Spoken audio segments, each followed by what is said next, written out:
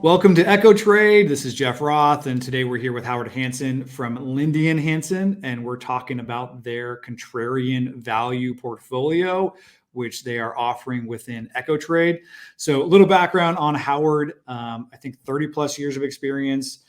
Previously had spent a lot of time with his partner, Edward von der Linde at Lord Abbott & Company. They took, I believe, in about a 10 or 13 year period, their primary portfolio, mid-cap value portfolio that they managed over there, from assets of 200 million to over or close to 17 billion in assets that they were managing with that portfolio that they grew over that amount of time. So they are no strangers to managing a lot of money and having a lot of trust put into their portfolios. So we are very happy to have them and their expertise within Echo Trade. So Howard, thanks for being here. I appreciate it. Thank you, Jeff. Yeah, so let's dive into the Contrarian Value portfolio. So, I always like to start this with just allowing you to kind of give a, kind of a broader perspective, overview of the portfolio, how you guys look at the market and what the overarching goals of the portfolio, whether that's, to track an index, and kind of mitigate risk or to outperform the market in certain time periods. So if you can just kind of give us an overview of the Contrarian Value portfolio. Sure, that's a big task you've given me there. A lot of information, and as you know, you ask a portfolio manager what time it is, and he'll tell you how to build a watch. With that as a starting point, really, it's probably best to understand how we think about value.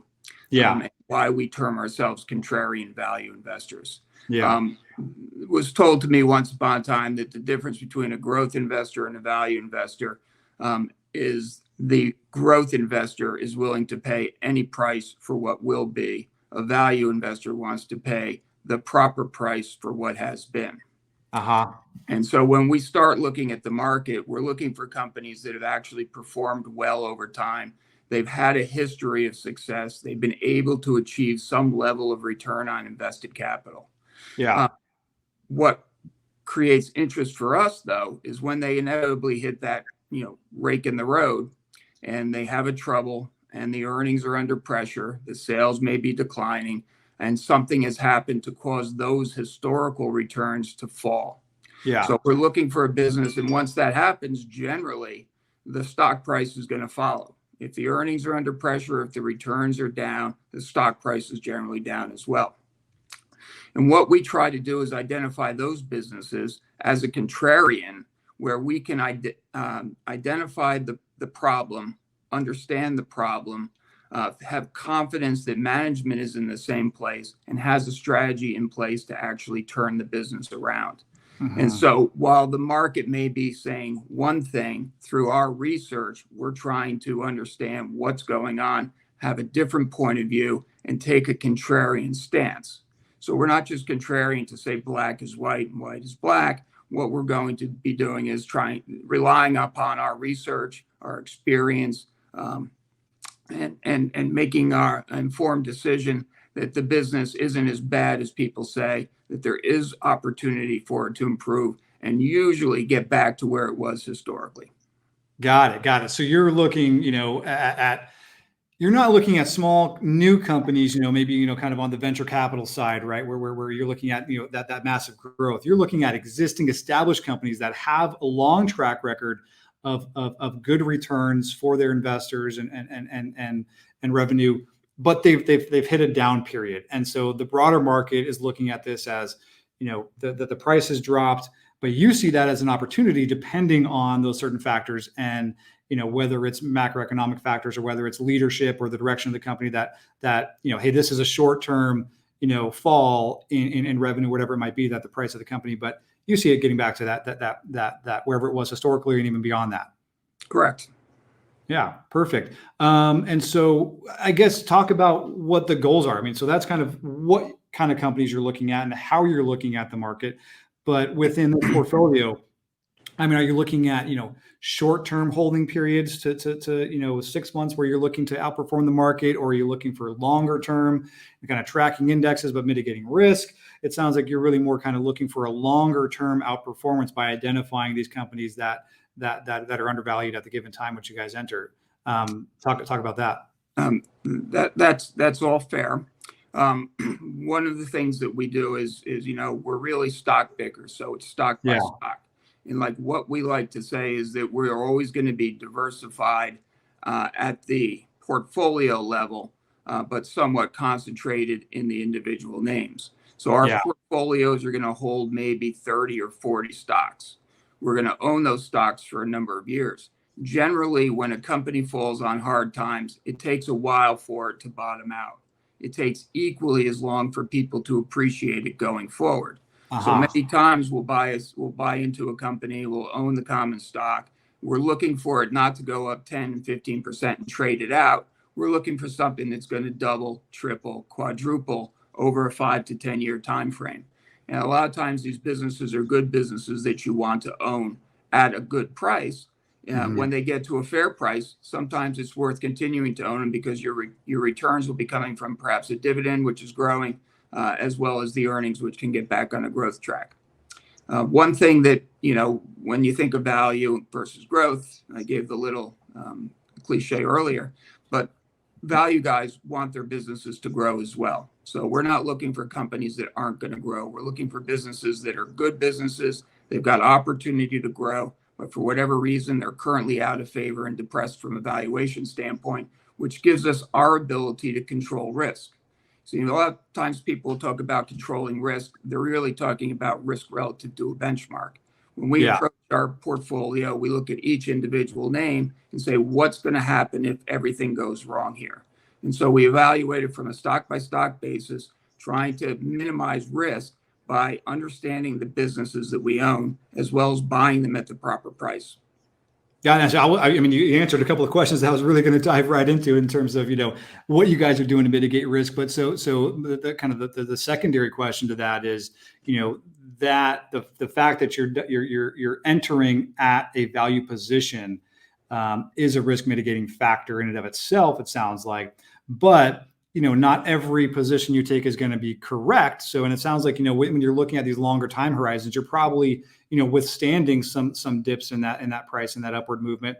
But what happens if you guys, find out that maybe this wasn't, the best choice for the long term, you're maybe not holding on for that 5 or 10 years? Is there a plan in place? What are you guys doing to mitigate that risk on a shorter term perspective? If you think, okay, hey, maybe the factors that looked like this was a good value or they were in the right direction, turns out after further research that we might have not been accurate on that one. Right. And so when we look at a company, when we look at a business, we want to say what went wrong. Yeah. We understand what went wrong. We're halfway there. Does management understand what went wrong? That's good too. Does management plan have credibility? Is that all moving in the right direction? So when we take those into account, what we're going to do is monitor those parameters of the individual position. And if we begin to lose that catalyst, our reason for believing that the ship is moving in the right direction, that's our key to sell. We may be wrong. Management may be wrong. It may be difficult for them to implement or execute their program. Yeah. If we see that we're wrong, we'll generally sell. And a lot of times, over time, some of our best trades are sells. You sell relatively early. You don't suffer the pain of going down. Then you can always revisit the business. But generally, it's not so frequent we do that. The other thing that will cause us to kind of sell over a short period of time is sometimes the market will get a little crazy. You may buy a company for one particular set of reasons, but then it goes up for something entirely different. A good example from our history was Paramount. We owned the Paramount group. They had a lot of stuff going on from a broadcasting standpoint. It recently merged with CBS. Their whole streaming program was coming out. The company was moving in the right direction. It was very, very cheap stock. And then if you remember when the meme stuff came out, it went from like 30 to 110 for absolutely no reason. So if you have a stock that goes and moves to a valuation that we're no longer comfortable with and we don't understand why, that's another reason that we would sell. Yeah, got it. I mean, so, and with this, we're talking about, you guys are more bottom up investors. Like you keep talking about specific companies. You're looking at specific companies, not necessarily sectors, or are you kind of looking a little bit on a broader perspective, kind of top down, looking at different industries and sectors that you like, and then from a bottom up perspective on which companies you want to invest in that area? Or is it purely just you guys are filtering through on specific companies that you guys are looking at at any given time. And then based off of, your fundamental factors, it sounds like primarily fundamental that you're looking at, that you decide to put them in the portfolio. It's always going to be driven at the company level first. Yep. But generally, a lot of times, like certain industries, for example, energy, you have to have a point of view on what's going to be happening with the commodity to invest in the sector. Yeah. A lot of times that's going to be a very strong catalyst. If you've got the price of energy down, you've got the price of the stocks down, all because the world believes we're going to be electrifying. Sometimes those companies are great opportunities to invest in. And so your thesis or your catalyst may be a combination of both industry level as well as company level. So you're owning it for two things to happen. Keep an eye on what's happening with the general price of the commodity.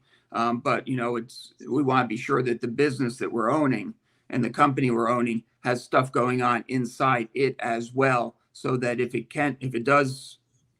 the commodity or the industry level catalysts are being recognized, it will definitely be benefiting from it.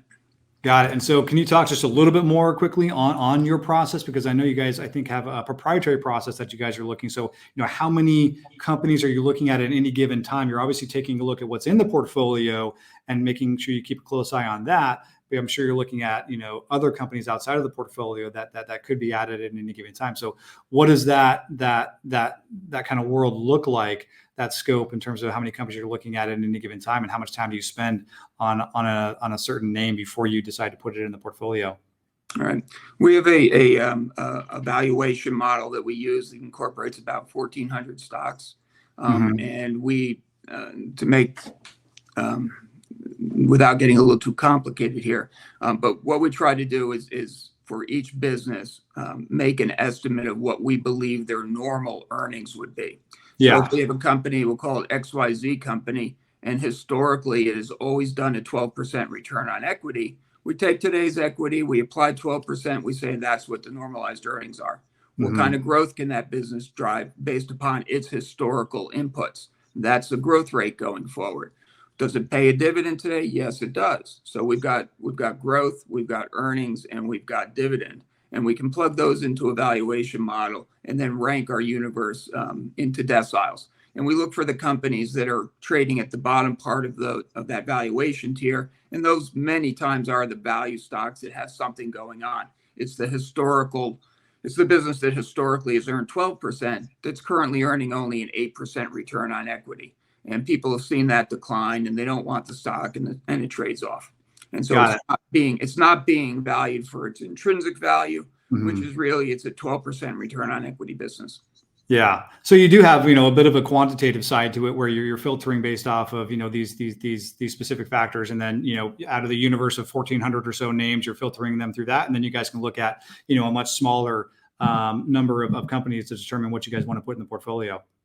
Right. And after 30 years plus, we've seen a lot of stuff. So we kind of break the world up by sectors, and we focus on different things. And you always know kind of the businesses that you like, and you're watching them, and you're waiting. And is the price right? Is the circumstances right? Do they have an opportunity to improve their return on invested capital?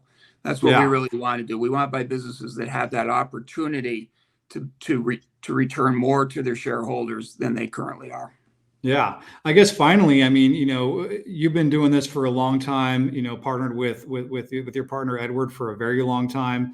We really love that you guys have partnered with us to offer your portfolios on EcoTrade. Why did you choose this portfolio kind of for EcoTrade? And what do you guys kind of think makes this a little bit different, with the broader universe of investors and managers out there, and then also within the universe within EcoTrade? I like the EcoTrade platform because I think it's a very democratic way to approach the market. Historically, we were mutual fund guys. And so mutual funds are open to the world. It's a very straightforward. Shareholders are sharing with your investment process. At EcoTrade, you're sharing with our investment process. But it gives investors who generally are left out an opportunity to get in and perhaps get better advice or an opportunity to follow portfolios and enact their trades in a different fashion, more of a do-it-yourself for a smaller investor, I think is a great opportunity for people. Yeah, no, it's awesome. And again, we know we're not giving advice because we don't know, the other person on the other end of the line, but they're able to get access to experts like yourself that in a different capacity and in a different, format than or access level than they used to previously. So, and we love that you guys are partnering with us and been able to give investors that access. So, again, a contrarian value portfolio, contrarian by nature, you're looking at the market a little bit differently. It's going to be different than some of the other portfolios out there. And we love that you guys are offering it to our investors on EchoTrade. So thanks, Howard. Appreciate it. And thank you, Jeff.